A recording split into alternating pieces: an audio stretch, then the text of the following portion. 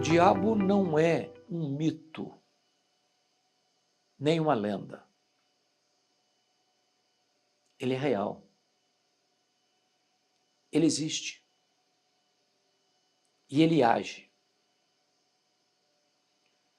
O diabo não está sozinho, ele tem uma corja de anjos caídos, chamados demônios, principados, potestades, dominadores deste mundo tenebroso e forças espirituais do mal. Eles não são uma lenda, são seres reais, embora invisíveis, que atuam nos filhos da desobediência. Hoje eu quero conversar com você sobre um ataque infernal. À luz de Apocalipse 9, versos de 1 a 11, quando a quinta trombeta do Apocalipse foi tocada.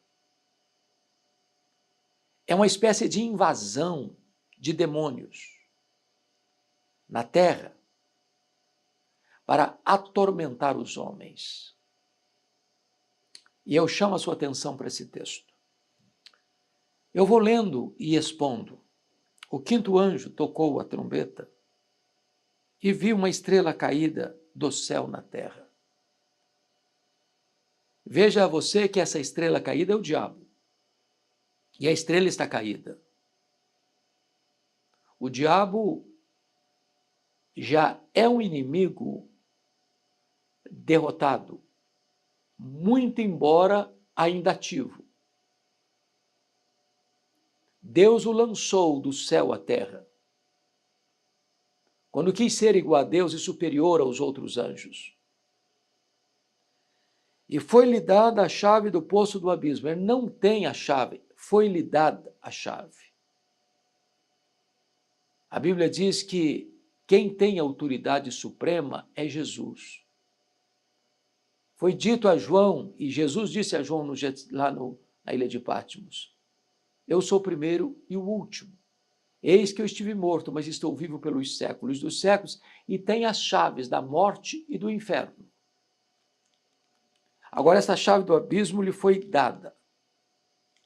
E o que vai acontecer? Está escrito. Essa estrela caída, que é o diabo, abriu o poço do abismo.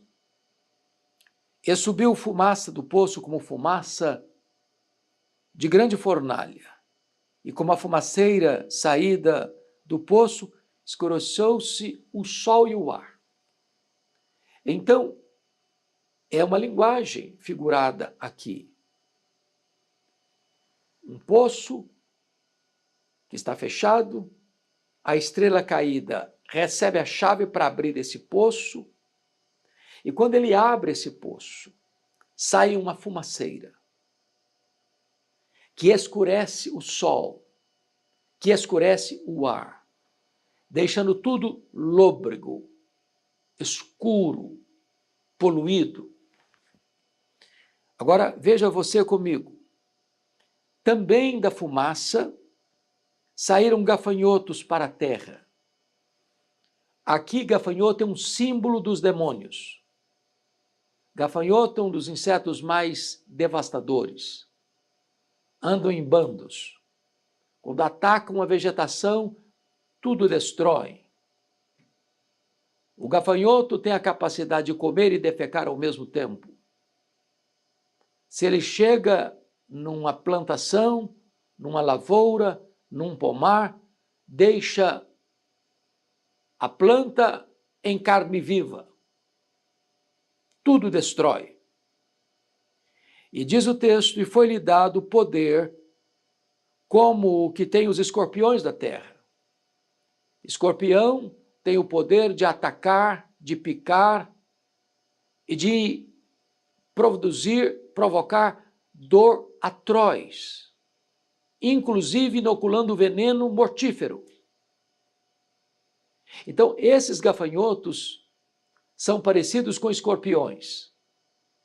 Esses seres malignos que saem desse poço do abismo vão infligir sofrimento e dor aos homens. Versículo 4. E foi-lhes dito que não causassem dano à árvore da terra, nem a qualquer coisa verde, nem a árvore alguma. Ou seja, não é da natureza do gafanhoto não atacar. Ele ataca árvores, ele ataca vegetações, ele ataca florestas, ele ataca lavouras, ele ataca pomares. Mas, nesse caso, a ordem é não ataque vegetações. A quem deve atacar, então? Tão somente aos homens que não têm o selo de Deus sobre a fronte. Então, esses seres malignos, que são gafanhotos, que têm o poder de infligir sofrimento como escorpiões, vão afligir não a vegetação, mas homens. Que homens? Todos aqueles que não têm o selo de Deus na sua fronte. Ou seja, aqueles que têm o selo de Deus, e a palavra de Deus diz que quando você crê no Senhor Jesus, você é selado com o Espírito Santo da promessa. A evidência que você nasceu de novo, foi convertido e salvo, é que você tem o selo de Deus, a marca de Deus na sua vida.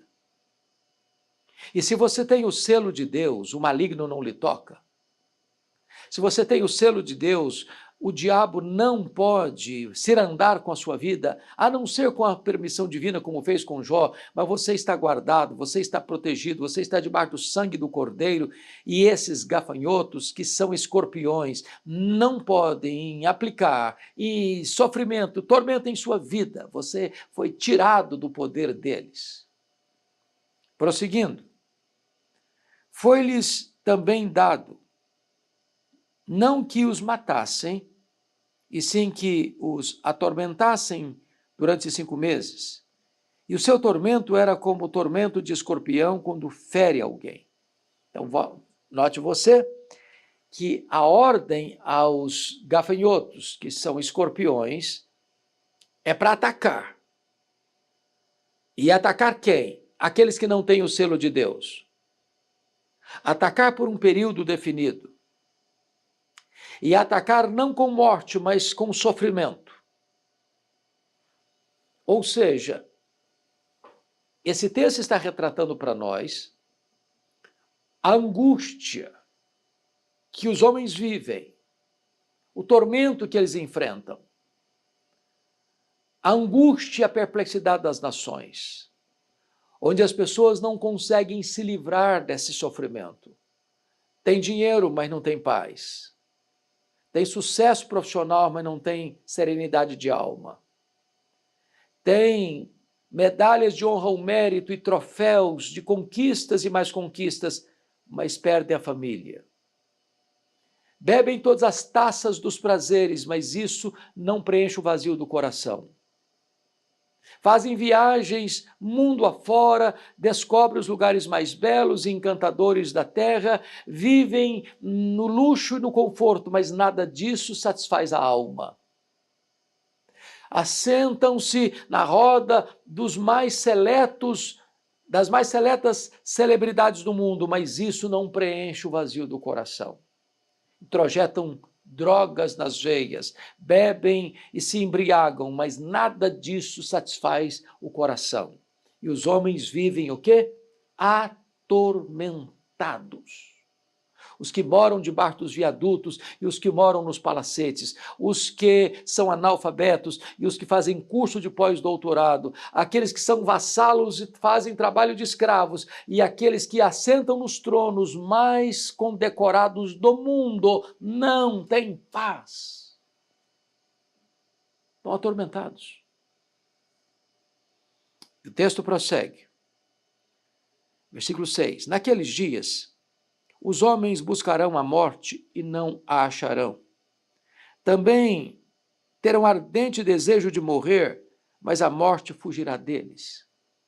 Aqui há algo interessante, porque o que o texto quer dizer é que esse tormento, essa falta de paz, este vazio, esse desespero, nem a morte consegue sanar. Ele não está dizendo que se uma pessoa se jogar na frente de um caminhão com 30 toneladas, ele não vai morrer, ou que se ele pular do 10º andar de um prédio, ele não vai se esborrachar no asfalto. Não é disso que ele está falando. O que ele está falando é que esse tormento, a morte não pode pôr um ponto final. Aqueles que, iludidos, pensam que, se cometerem suicídio, eles vão aliviar essa dor que os atormenta, enganam-se, porque a morte não é o fim da existência. Depois que o homem tira a sua vida ou é ceifado por circunstâncias, a vida continua na eternidade.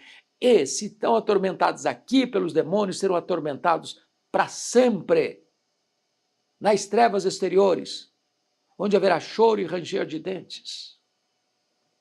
Não há alívio para essa dor nos homens, nas experiências da vida, exceto em Cristo. Prosseguindo, versículo 7.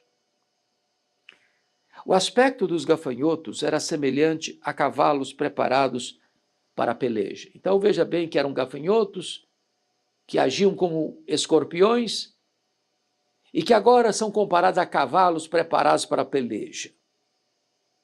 E aqui ele vai descrever esses gafanhotos, que na verdade são escorpiões, que parecem com cavalos, que são demônios, que saem do poço do abismo. Como é que são esses demônios? Primeiro, está escrito, na sua cabeça havia como que coroas, parecendo de ouro, ou seja, esses demônios têm liderança e têm comando.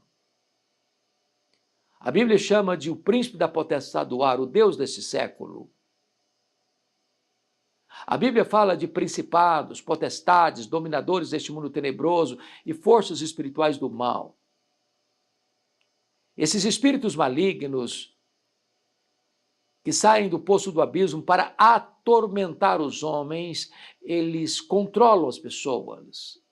Eles fazem das pessoas capacho, cavalos, aparelhos. Subjugam as pessoas, escravizam as pessoas. Segundo, o seu rosto era como o rosto de homens, ou de homem. Então veja você que são gafanhotos, que na verdade são escorpiões, são como cavalos preparados para a batalha, tem coroa na cabeça e tem rosto como de homem. Significa que esses seres malignos têm inteligência, são articuladores, têm estratagemas, nos estudam buscando formas e meios de nos colocar armadilhas, laços, arapucas, investigando-nos para saber quais são os nossos flancos abertos ou os nossos calcanhares de Aquiles ou os nossos pontos vulneráveis para nos atacar. Mas tem mais. Versículo 8. Tinham também cabelos como cabelos de mulher. E o que significa isso? Esses seres malignos têm sensualidade, ou produzem sensualidade, ou provocam sensualidade. O caso aqui dos cabelos é uma referência aos cultos pagãos, onde em cerimônias de bacanais as mulheres esvoaçavam seus cabelos, provocando assim desejos e paixões sexuais para as festas promíscuas de bacanais. O que ele está dizendo é que esses espíritos que saem do abismo, que são gafanhotos, que são escorpiões, que são cavalos preparados para a batalha, que tem coroa na cabeça, tem rosto de homem, tem cabelo de mulher, invade a terra com uma onda de sensualidade. E essa é a realidade que nós estamos vivendo hoje. Uma sociedade pansexual, uma sociedade que é promíscua, uma sociedade que está explorando a sexualidade infantil de maneira criminosa, uma sociedade que não tem freios na área moral, onde nos tornamos uma Sodoma e Gomorra, uma sociedade onde a sexualidade está sendo desvirtuada, banalizada, comercializada. E desta maneira nós estamos vivendo uma realidade vergonhosa de decadência moral, provocado por esses seres malignos, que inspiram e despertam a sensualidade. Mas tem mais. Versículo 8 diz que os seus dentes são como dentes de leão. Agora veja você que é o gafanhoto, que parece escorpião, que parece cavalo para batalha, que tem coroa na cabeça, que tem rosto de homem, tem cabelo de mulher, mas que tem dente de leão, significa que esses seres são devastadores, destruidores. O diabo é assassino. Ele é o pai da mentira, ele é ladrão. Ele é Abaddon, ele é Apolion. Essas duas palavras significam ele é destruidor.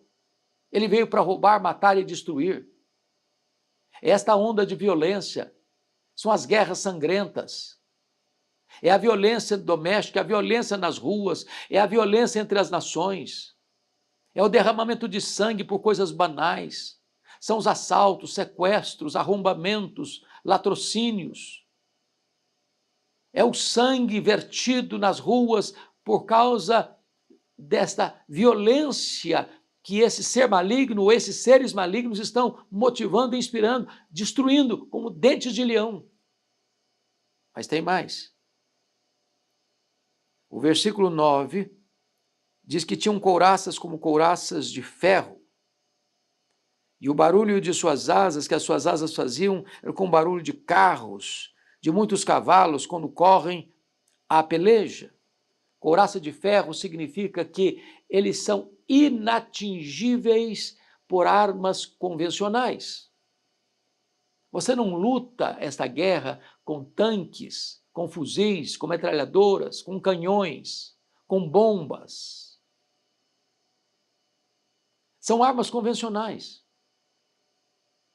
Precisamos de armas espirituais, poderosas em Deus, para destruir fortalezas e anular sofismas.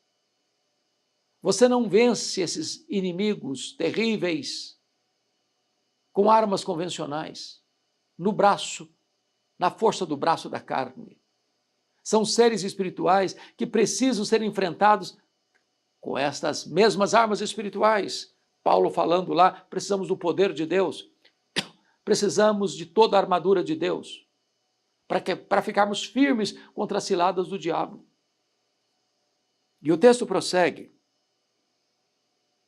Tinha ainda, versículo 10, uma cauda como escorpiões e ferrão.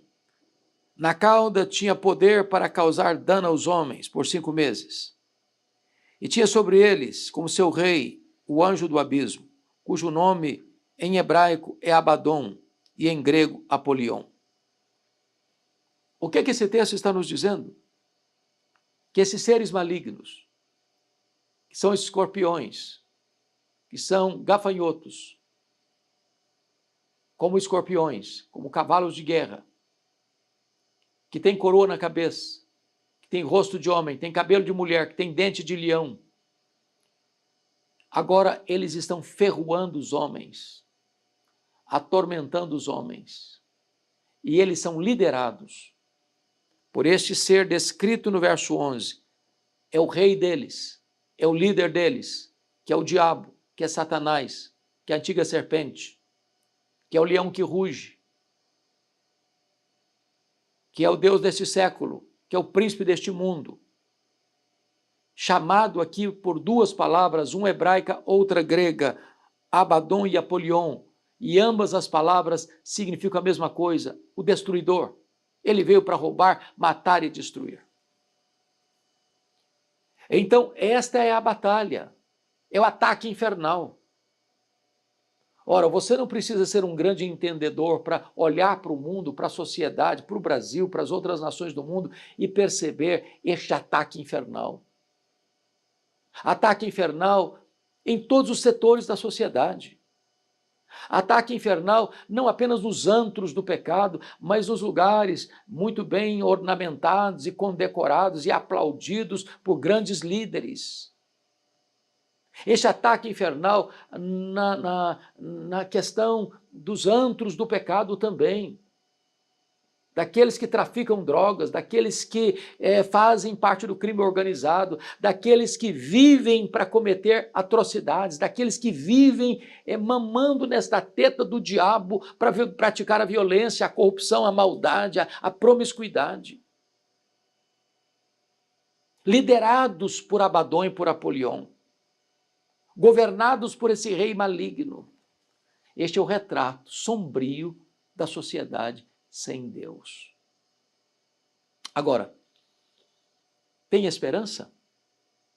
Tem saída? E a resposta é sim, sim. Este ser, essa estrela caída, que é o diabo, que é o Abadom, que é o Apolion, que é o rei desta corja do inferno, é uma estrela caída. Ele foi expulso do céu. E na cruz Jesus esmagou a sua cabeça. E triunfou sobre os principados e potestades. E esse ser maligno já está sentenciado. E diz a Bíblia lá em Apocalipse capítulo 20, versículo 10, que ele vai ser lançado no lago do fogo e atormentado pelos séculos dos séculos, junto com o anticristo, com o falso profeta, com a morte, com o inferno e com todos aqueles que não estão escritos no livro da vida. Tem esperança? Tem. Você precisa receber o selo de Deus. E quem recebe o selo de Deus? Todo aquele que se arrepende dos seus pecados e crê no Senhor Jesus é selado com o Santo Espírito da promessa. E aquele que é nascido de Deus, Deus o guarda e o maligno não lhe toca. Você está nas mãos de Jesus e das mãos de Jesus ninguém pode arrebatar você. Esses gafanhotos, que são escorpiões, não tinham autoridade para atormentar aqueles que tinham a marca de Deus, o selo de Deus, o sinal de Deus sobre a sua vida. Então, você quer ficar livre deste ataque infernal? Renda-se a Jesus. Entregue a sua vida para Jesus. E você será protegido, guardado por toda a eternidade. O apóstolo Paulo, entendendo esta verdade gloriosa, disse assim: se Deus é por nós, quem será contra nós? Aquele que não poupou seu próprio filho, antes por todos nós o entregou, porventura não nos dará graciosamente com ele todas as coisas? Quem tentará acusação contra os eleitos de Deus? É Deus quem os justifica. Quem os condenará? É Cristo Jesus quem morreu, ou antes quem ressuscitou, o qual está à destra de Deus e também intercede por nós. Quem nos separará do amor de Deus que está em Cristo Jesus? Será perseguição, angústia, perigo, espada, fome, nudez? Por meio de todas essas coisas, somos mais que vencedores em Cristo Jesus. E Paulo diz: eu estou bem certo de que nem a morte, nem a vida, nem anjos, nem principados, nem poderes, nem altura, nem profundidade, nem qualquer outra criatura poderá separar-nos do amor de Deus que está em Cristo Jesus, nosso Senhor. Se você entregar sua vida para Jesus, você tem segurança eterna. Ninguém pode tocar em você. Neste ataque infernal, você está guardado nas mãos de Jesus, de onde ninguém pode arrebatar a sua vida.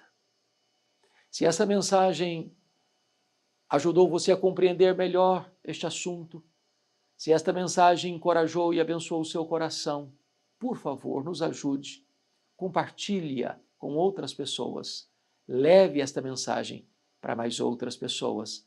Certamente isso poderá ser uma bênção na vida delas. Desejo que Deus abençoe sua vida, desejo que Deus guarde a sua família, desejo que Deus sustente você e conduza você em triunfo.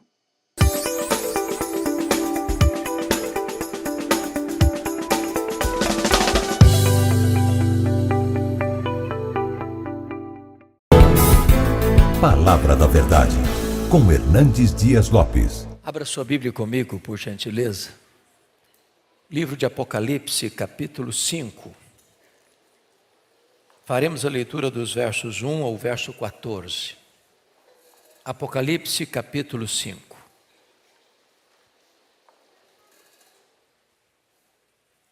Esse texto diz assim: vi na mão direita daquele que estava sentado no trono um livro escrito por dentro e por fora, de todo selado com 7 selos. Vi também um anjo forte que proclamava em grande voz: Quem é digno de abrir o livro e lhe desatar os selos? Ora, nem no céu, nem sobre a terra, nem debaixo da terra, ninguém podia abrir o livro, nem mesmo olhar para ele. E eu chorava muito, porque ninguém foi achado digno de abrir o livro, nem mesmo de olhar para ele. Todavia, um dos anciãos me disse: não chores, eis que o leão da tribo de Judá, a raiz de Davi, venceu para abrir o livro e os seus 7 selos.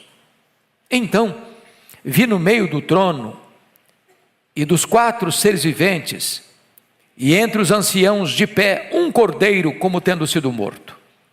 Ele tinha 7 chifres, bem como 7 olhos, que são os 7 Espíritos de Deus enviados por toda a terra. Veio, pois, e tomou o livro da mão direita daquele que estava sentado no trono. E quando tomou o livro, os 4 seres viventes e os 24 anciãos prostraram-se diante do cordeiro, tendo cada um deles uma harpa e taças de ouro cheias de incenso, que são as orações dos santos, e entoavam um novo cântico dizendo: digno és de tomar o livro e de abrir-lhe os selos, porque foste morto e com o teu sangue compraste para Deus os que procedem de toda tribo, língua, povo e nação, e para o nosso Deus os constituíste reino e sacerdotes, e reinarão sobre a terra. Vi e ouvi uma voz de muitos anjos ao redor do trono, dos seres viventes e dos anciãos, cujo número era de milhões e milhares de milhares, proclamando em grande voz: digno é o cordeiro que foi morto de receber o poder e riqueza e sabedoria e força e honra e glória e louvor.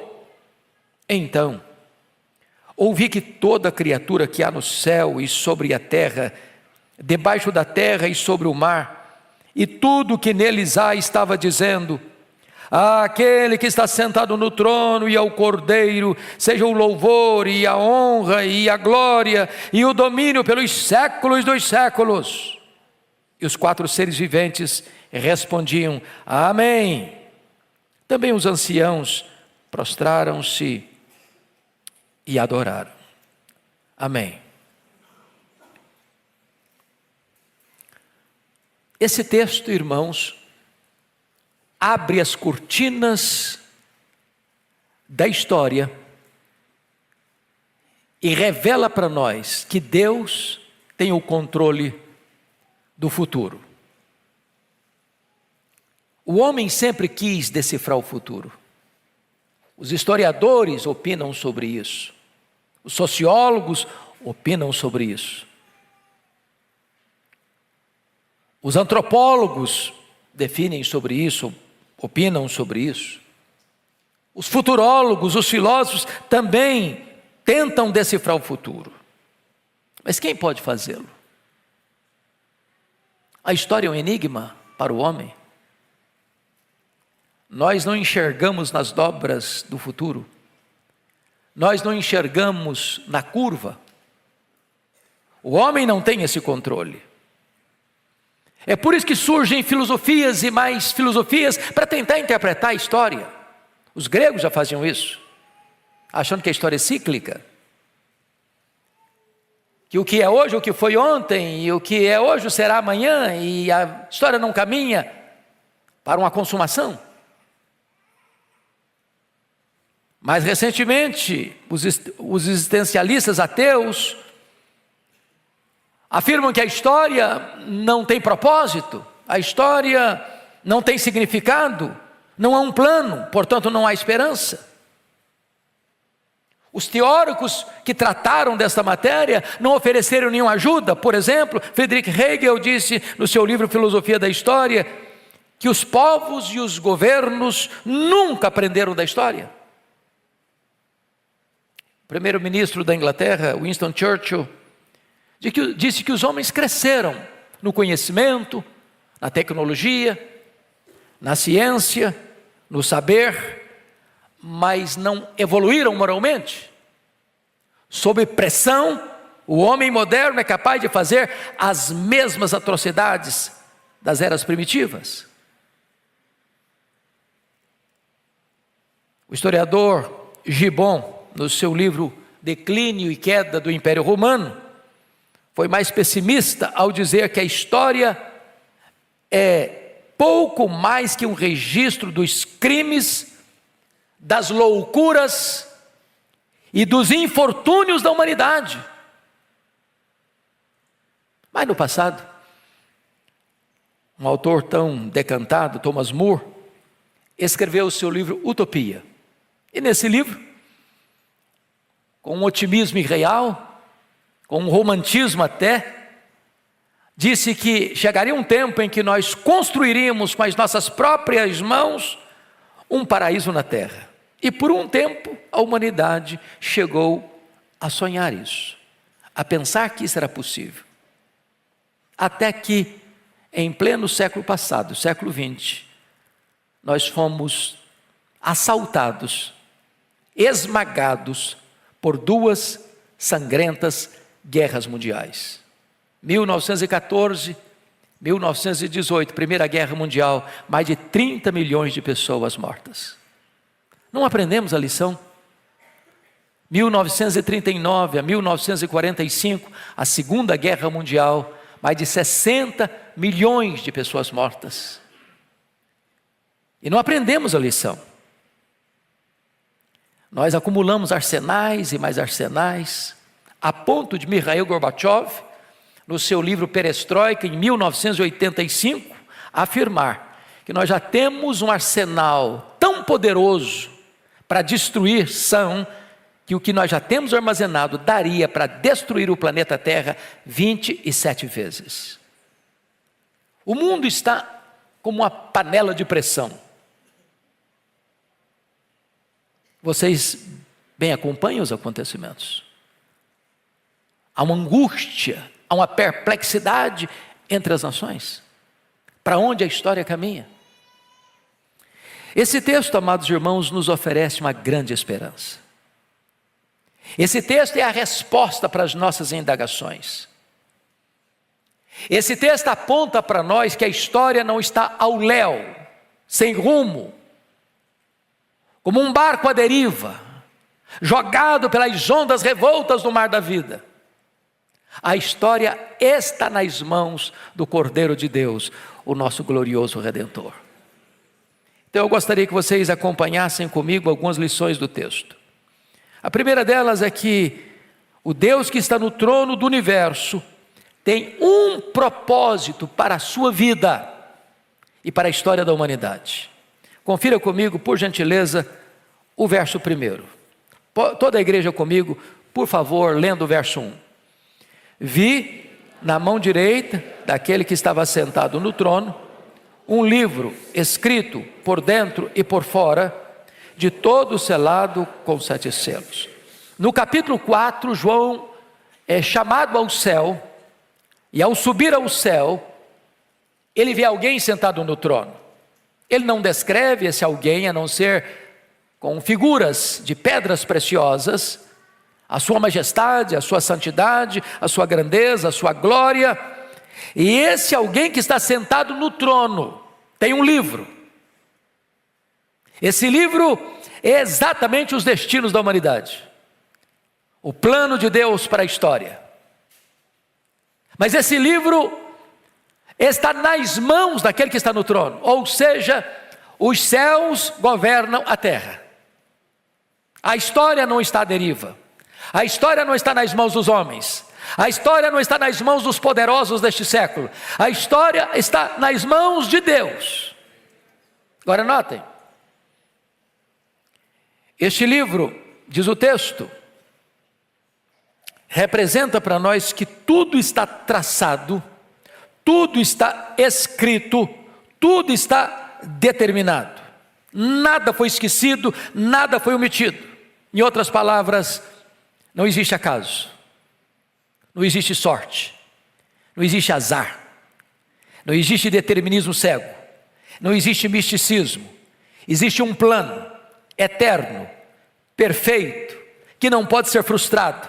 E esse plano está nas mãos de Deus. O livro está nas mãos de Deus. Mas agora, notem vocês que somos informados que esse livro está de todo selado, com 7 selos, por dentro e por fora. Isso significa que não é o homem que tem a chave da interpretação. Não é o homem que consegue dar sentido e propósito à história. Porque agora há uma pergunta que vai ecoar no versículo 2. Vi também um anjo forte que proclamava em grande voz: quem é digno de abrir o livro e de lhe desatar os selos? Quem é digno? Quem é capaz? Quem tem competência? Quem tem capacidade? Quem tem poder para fazer isso? Quando diz que ele está selado com 7 selos, a ideia é que ele está totalmente selado. Essa é a ideia. A ideia é que a história sem Deus é um livro lacrado. A ideia é que só Deus pode dar sentido à história. E aqui é curioso, é que foi feita uma pesquisa. Notem comigo, por gentileza. Versículo 3. Leia o verso 3 comigo, toda a igreja, por favor. Ora, nem no céu, nem sobre a terra, nem debaixo da terra, ninguém podia abrir o livro, nem mesmo olhar para ele. O que representa isso? Quando ele fala que nem no céu, quem está lá? Estão os seres celestiais, os querubins, os serafins, os anjos. Quem está lá? Os remidos que já estão na glória: Abraão, Moisés, Elias, Paulo, Pedro, Maria, os nossos pais na fé, os que já nos precederam. Nenhum destes foi encontrado digno de abrir os selos deste livro da história. Mas a pesquisa prossegue no verso 3, nem sobre a terra, ou seja, nenhum homem, por mais poderoso, por mais influente, por mais culto, nenhum rei, nenhum imperador, nenhum filósofo, nenhum cientista, nenhum religioso foi capaz de abrir o livro e desatar os seus selos, nem sequer olhar para ele. Mas a pesquisa avança. No verso 3, nem debaixo da terra, ou seja, nem o diabo, nem os demônios, nem os espíritos atormentados podem revelar a você o sentido da história, nenhuma voz do além, ninguém do mundo dos mortos, nenhuma entidade espiritual é capaz de dar ao homem a interpretação da história, clarear os rumos da história.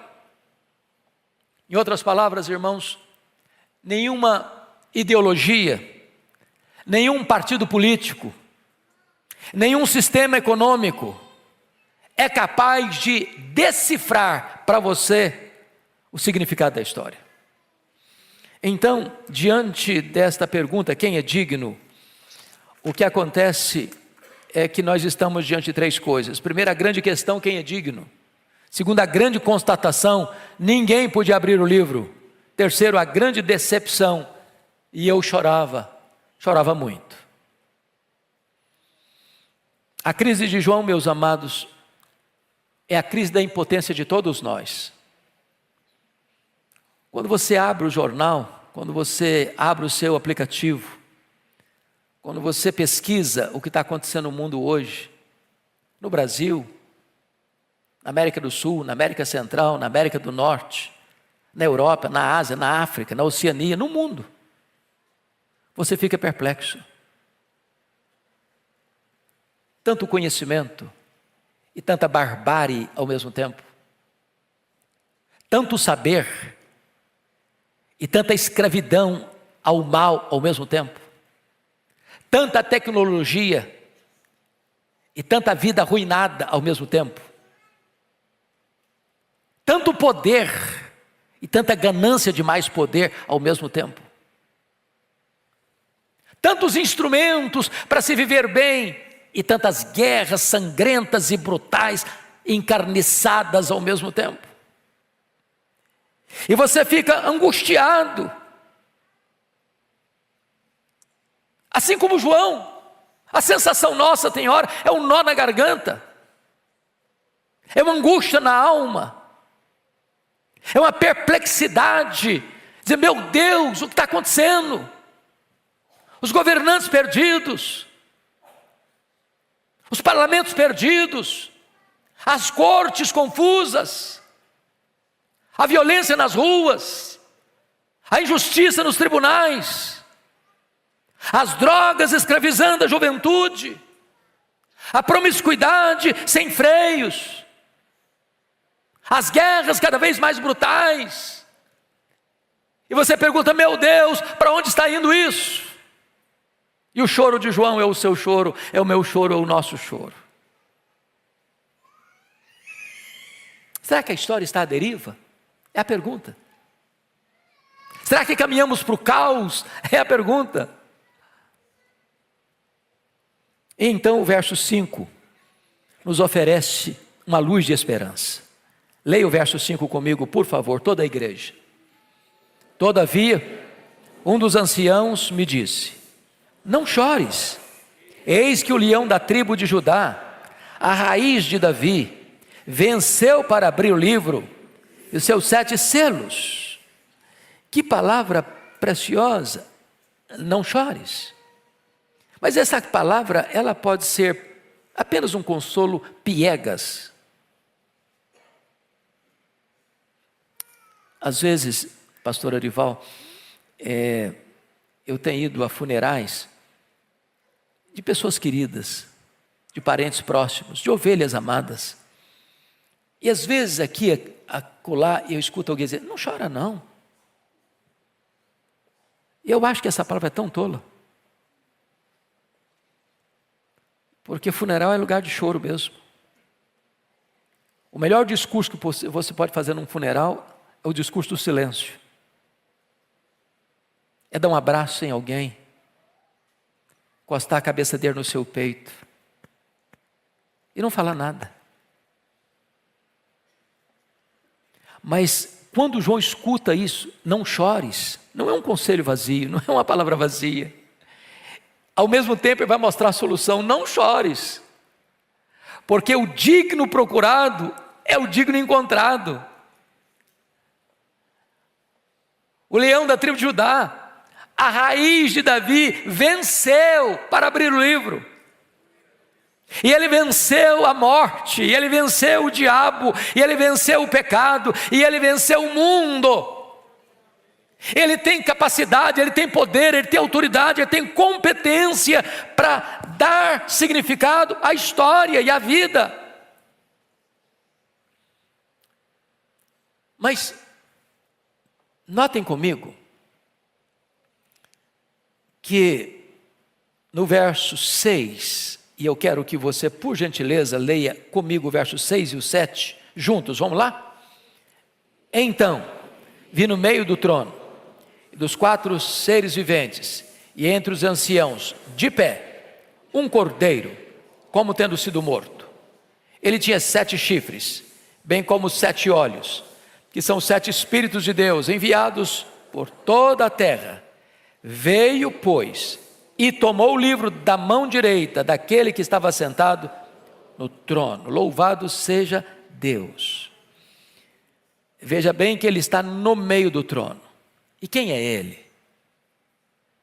João, com figura de linguagem, vai apresentar-nos os 3 grandes atributos incomunicáveis de Deus, que pertencem também ao leão da tribo de Judá, a raiz de Davi. Que atributos são esses? Primeiro, ele tem o quê? 7 chifres. E essa é uma linguagem figurada. Chifre é símbolo de poder. 7 da perfeição. 7 chifres significa que ele é onipotente. O que mais? Ele tem o quê? 7 olhos. Aqui a ideia de que ele enxerga tudo, que ele vê tudo, que ele sonda todos. Se é 7, significa que ele é também onisciente. Ele é onipotente e Ele é onisciente.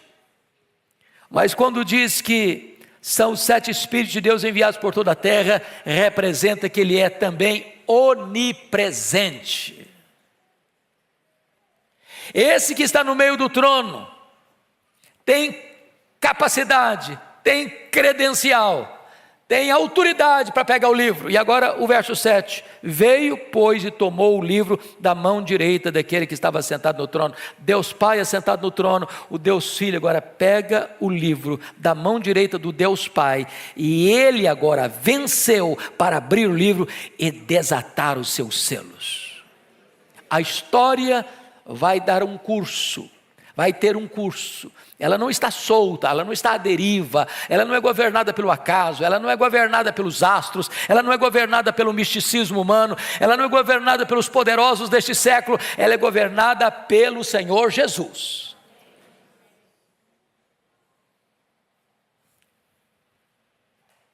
Pois bem, vejam vocês que ele tem uma marca no verso 6, como tinha sido morto. Ele tem uma posição, ele está de pé, e ele tem um lugar, ele está no meio do trono, e agora o livro está na mão dele. Bom, vamos agora a uma outra parte desta mensagem, que é a mais prática. A pergunta é, já que o livro da história está nas mãos de Jesus, que é onipotente, é onisciente, é onipresente, é todo-poderoso, quais são as implicações dessa verdade para a nossa vida? E João começa então a elencar quais são essas implicações. Primeira implicação, versículo 8, toda a igreja comigo, por favor, toda a igreja. E quando tomou o livro, os 4 seres viventes e os 24 anciãos prostraram-se diante do Cordeiro, tendo cada um deles uma harpa e taças de ouro cheias de incenso, que são as orações dos santos. Primeira implicação. Agora você pode ter garantia de que as suas orações são ouvidas e são atendidas. Vale a pena orar. Porque o mediador da sua oração é aquele que está com o livro da história nas mãos. Quem está com o livro da história nas mãos é poderoso para fazer incursões na história, para mudar situações na história. Irmãos amados, oração não é apenas para eu me sentir bem. Oração não é apenas para eu ter um momento assim agradável, gostoso. Oração é a coisa mais revolucionária que pode acontecer na sua história. Você está falando com aquele que tem o controle do universo nas mãos, aquele que pode interferir na história em seu favor, aquele que pode virar a mesa da história, mudar o placar do jogo da sua vida, aquele que pode fazer milagres extraordinários, aquele que pode fazer com que a mulher estéril seja alegre mãe de filhos, aquele que pode abrir a vista aos cegos, aquele que pode fazer os coxos andarem, os surdos ouvirem, os mudos falarem, os mortos ressuscitarem, aquele que tem todo o poder, toda a autoridade nos céus e na terra. Para ele você fala, você conecta a fraqueza humana à onipotência divina, você conecta o altar da terra com o trono do céu. Quando você ora, você aciona o braço do todo-poderoso Deus em seu favor. Vale a pena orar. Faz sentido orar. Segundo lugar, leia comigo o verso 9, por gentileza. Toda a igreja. E entoavam novo cântico, dizendo: digno és de tomar o livro e de abrir-lhe os selos, porque foste morto e com teu sangue compraste para Deus os que procedem de toda tribo, língua, povo e nação. Verso 10, e para o nosso Deus os constituíste reino e sacerdote, e reinarão sobre a terra. Então preste atenção nisso, vale a pena, irmãos, evangelizar. Parece que o tema do nosso culto é este. Sabe por que vale a pena evangelizar? Porque Jesus já comprou com seu sangue. O que comprou com seu sangue? Gente de todo grupo étnico, tribo. Gente de todo grupo linguístico, língua. Gente de todo grupo político, povo. Gente de todo grupo social, nação. Já comprou. Em outras palavras, ao morrer na cruz, Jesus não apenas possibilitou a salvação, a morte dele foi vicária, foi substitutiva. Ele morreu pela sua igreja, ele deu a sua vida pelas suas ovelhas, e agora todos aqueles por quem Cristo comprou com o seu sangue, cabe-nos a nós levarmos esta mensagem do Evangelho e chamarmos esta pessoa com a gloriosa mensagem da salvação. E estas pessoas, ao ouvirem este Evangelho, o tampão será tirado dos ouvidos, a venda será tirada dos olhos, o coração de pedra vai ser trocado por um coração de carne, e as pessoas vão se render ao Salvador Jesus Cristo nosso Senhor. Bendito seja Deus. A tarefa de evangelização não é fracassada. Pastor Arival, desculpe dizer isso, para mim foi um dos mais lindos sermões que eu já ouvi do senhor. O senhor chegou e falou: a mensagem hoje eu tenho o sermão. Como é que é? Tem a mensagem? Eu não tenho o sermão. O senhor tinha o sermão e a mensagem. A missão que a igreja está engajada é uma missão poderosa e vitoriosa. Poderosa e vitoriosa. Deus tem os seus. E quando nós levamos o Evangelho, o Senhor chama a todos aqueles que o Pai desde a eternidade amou, porque em Cristo, na cruz do Calvário, morreu e comprou com seu sangue. Terceiro lugar. Isso deve levar-nos a tomar posse da nossa mais alta posição espiritual. Leia o verso 10 comigo, por favor. Vamos repetir o 10. E para o nosso Deus, os constituíste reino, sacerdotes, e reinarão sobre a terra. Vocês bem sabem que lá no Antigo Testamento, um sacerdote não podia ser rei, um rei não podia ser sacerdote. Quando o rei Uzias, do alto da sua arrogância, quis ocupar a função de sacerdote e ficou leproso. Mas Jesus ocupou a função de rei e de sacerdote. Ele é o rei dos reis, ele é o sumo sacerdote. E agora, quando você crê nele, você é constituído rei e sacerdote. Agora você tem o sacerdócio real. Eu quero lhe dizer que corre nas suas veias mais do que sangue azul. Você é filho do Rei dos Reis e do Senhor dos Senhores. Ele não apenas vai levar você para o céu, ele vai levar você para o trono. Agora aqui, você e eu já reinamos com Ele, porque estamos assentados com Ele nas regiões celestiais, acima de todo principado e potestade. E quando formos para lá, nós assentaremos em tronos e nós reinaremos com Ele, nós seremos corregentes com Ele para julgar o próprio mundo e os anjos. Mas, em quarto lugar, o fato de Jesus estar com o livro da história nas mãos, isso implica em que você e eu devemos dedicar tudo o que somos e tudo o que temos a Jesus. Por favor, leiam comigo os versos 11 e 12. Toda a igreja comigo, por favor. Vi e ouvi uma voz de muitos anjos ao redor do trono, dos seres viventes e dos anciãos, cujo número era de milhões e milhares de milhares, proclamando em grande voz: digno é o Cordeiro que foi morto, de receber o poder, e riqueza, e sabedoria, e força, e honra, e glória, e louvor. Ele é digno de receber isto aqui, digno de receber o poder, digno de receber a riqueza, digno de receber a sabedoria, digno de receber a força, digno de receber a honra, digno de receber a glória, digno de receber o louvor. É Ele que é digno, não é nenhum homem, nenhuma instituição. É Jesus que é digno. Então entregue na mão dele todo o poder, toda a riqueza, toda a sabedoria, toda a glória, toda a honra, todo o louvor.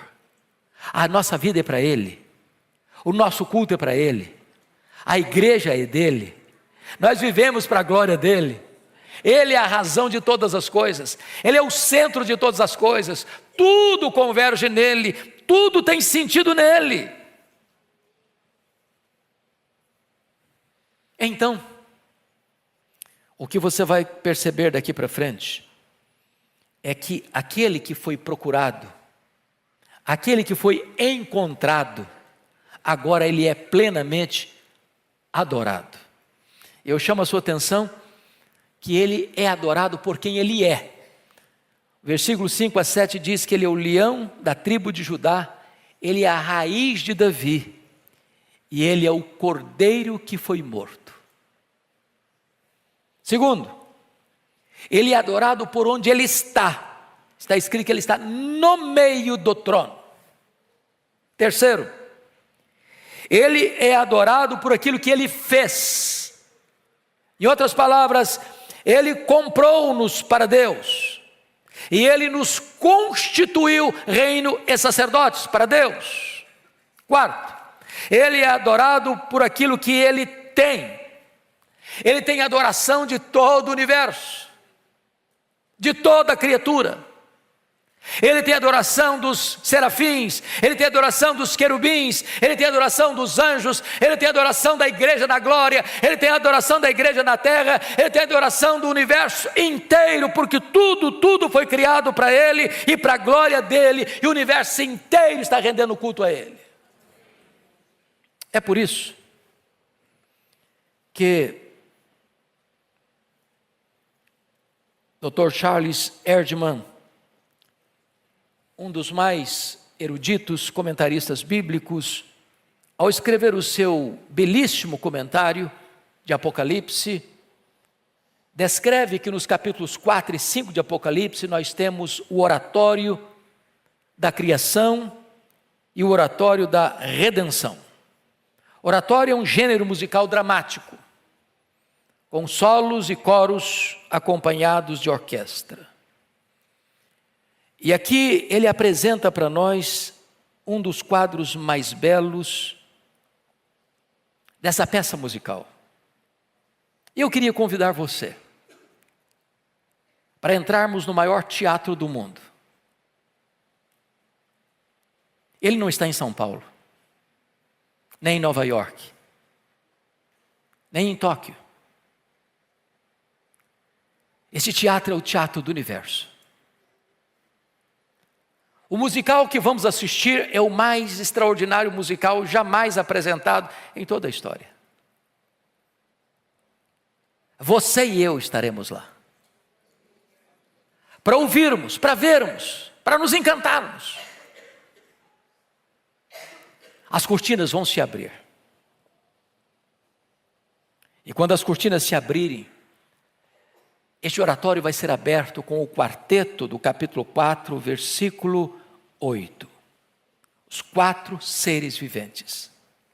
Os 4 seres viventes são um símbolo da igreja glorificada.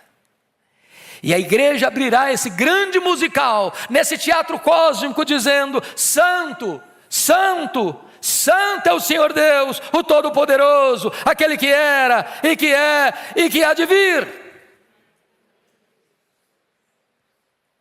Então, diante desta música celestial entoada pelos seres celestiais, agora uma outra música toma o espaço desse teatro.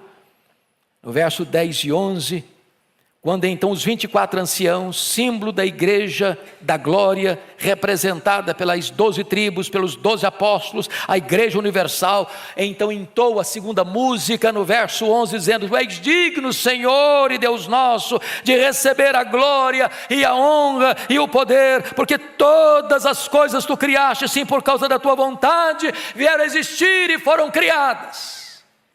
Após esta música tão extraordinária, arrebatadora, então vem um solo soleníssimo, no capítulo 5, verso 2, e nesse solo há uma pergunta: quem é digno de abrir o livro e desatar os seus selos? E esse solo é seguido por um responso do capítulo 5, versículo 5, quando diz: não chores, eis que o leão da tribo de Judá, a raiz de Davi, venceu para abrir o livro e desatar os seus 7 selos. Então diz a Bíblia que os serafins, os seres celestiais, e a igreja glorificada, conforme o verso 8, os 4 seres viventes, os 24 anciãos, prostraram-se diante do Cordeiro, tendo cada um deles uma harpa e taças de ouro, cheias de incenso, e eles então entoam uma música dos seres celestiais e da igreja glorificada no verso 9, dizendo: Tu és digno de tomar o livro e de abrir os seus selos, porque foste morto e com teu sangue compraste para Deus os que procedem de toda tribo, língua, povo e nação, e para o nosso Deus os constituíste reino e sacerdócio, e reinarão sobre a terra. Então diz a Bíblia no verso 11, que nós caminhamos para o final deste grande oratório, desta música que ecoa no espaço, e esta mensagem vai mostrar que agora estão lá presentes os anjos, muitos anjos ao redor do trono, os seres viventes, os seres celestiais, dos 24 anciãos da igreja, os seres celestiais mais sublimes, a igreja glorificada, agora começa a cantar e diz: digno é o Cordeiro que foi morto de receber o poder e a riqueza e a sabedoria e a força e a honra e a glória e o louvor. E então, nesse teatro do universo, com a respiração suspensa, se olha e se escuta que todo ser que há no céu, todo ser que há na terra, todo ser que há debaixo da terra, todo ser que há no mar, todo o universo sem fim se une a esta música arrebatadora e apoteótica, que levanta um clamor de louvor, de gratidão, de exaltação ao Deus que está no trono e ao Cordeiro, no verso 13, dizendo: àquele que está sentado no trono e ao Cordeiro seja o louvor e a honra e a glória e o domínio pelos séculos dos séculos. E depois dessa música arrebatadora, diz o versículo de número 14, que então os 4 seres viventes, os seres celestiais, dão um grande amém que ecoa por todo o universo. Amém! E os 24 anciãos da igreja glorificada não têm outra posição, com o ar e com a respiração suspensa, se prostrar, se ajoelhar e adorar. Esta é a manifestação da glória do nosso Deus. A história não está à deriva. A história está nas mãos do Cordeiro de Deus. Não importa o que está vindo pela frente. Os selos vão ser desatados. As trombetas vão ser tocadas. Os agentes do mal vão se levantar e vão cair. As taças da ira de Deus vão ser derramadas. Mas então, o Rei dos Reis voltará em grande majestade e glória, para julgar as nações. E aos remidos pelo seu sangue, comprados pelo seu sangue, ele vai dizer: vinde agora, benditos de meu Pai, entrem na posse do reino, que vos está preparado desde a fundação do mundo. E então não haverá mais choro, nem pranto, nem dor, porque as primeiras coisas já terão passado, e nós reinaremos com Ele para sempre e sempre e sempre.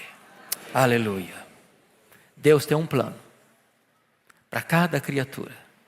A sua vida está nas mãos de Jesus.